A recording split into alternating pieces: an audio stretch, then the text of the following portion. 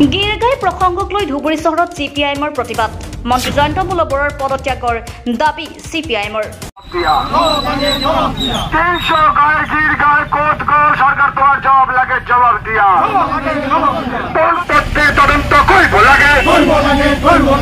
জয়ন্ত মল্ল বৰাক মন্ত্ৰীসভাৰ পৰা অপসাৰণ কৰি পৰিয়ালৰ আয় আৰু সম্পত্তিৰ সামঞ্জস্যহীনতাৰ উচ্চ পৰ্যায়ৰ তদন্ত কৰা গিৰগাই ক্ৰয় বিক্ৰয়ৰ উপৰিও দুগ্ধ উন্নয়নৰ নামত ৰাজসাহায্য প্ৰদান আৰু গৰু খুঁটি প্ৰকল্পৰ সমস্ত কেলেংকাৰী ক্ষেত্ৰৰে তদন্ত কৰি প্ৰতিবেদন ৰাজহুৱা কৰাৰ দাবীত CPIM ধুবুৰী জিলা কমিটিৰ তীব্ৰ প্ৰতিবাদ।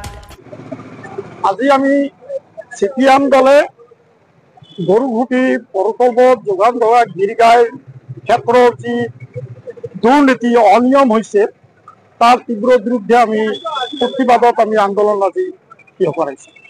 তাৰ লগতে এই যে দুগ্ধ পামক কেন্দ্ৰ কৰি মন্ত্ৰী পত্নীৰ জয়ন্ত মল্ল বৰুৱাৰ পত্নী আৰু বিধায়কৰ মন্ত্ৰীৰ নামত বিধায়কৰ পত্নীৰ নামত যে 50 লাখ টকা ৰাজসাহায্য দিয়া হৈছে তাৰ আমি তীব্ৰ বিৰোধিতা কৰিছোঁ। কাৰণ সাধাৰণ কিছুমান দুগ্ধ সমিতি আছে তেওঁলোকক লৈ চৰকাৰেতো কোনো ছাবচিডি দিয়া নাই।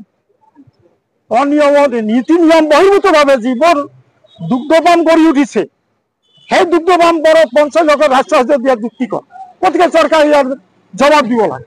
তাৰ লগতে আমি লক্ষ্য কৰিছোঁ জয়ন্ত মল্ল বৰুৱা আৰু তাৰ পত্নীৰ পৰিয়ালৰ যি আয় বৈষম্য, আকাশ পাতাল আয়ৰ বৈষম্য, ইমান টকা কৰ পৰা আহে কেনেকৈ পায় তাৰ উচ্চ পৰ্যায়ৰ তদন্ত হ'ব লাগে।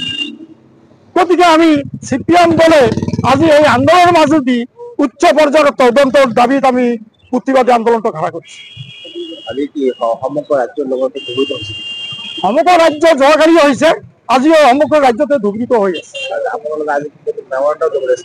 আমি নিশ্চয় মুখ্যমন্ত্ৰীলৈ স্মাৰক পত্ৰ প্ৰথম মাননীয় আয়ুক্ত মহোদয়ৰ জৰিয়তে আমি স্মাৰক পত্ৰ ৰেডি কৰিছোঁ। স্মাৰক পত্ৰ যে অতি তাড়াতাড়ি যাতে আমাৰ দুটা যি দাবী এই দাবীৰ ভিত্তিত তদন্ত হয় আৰু পানিছমেণ্টৰ ব্যৱস্থা।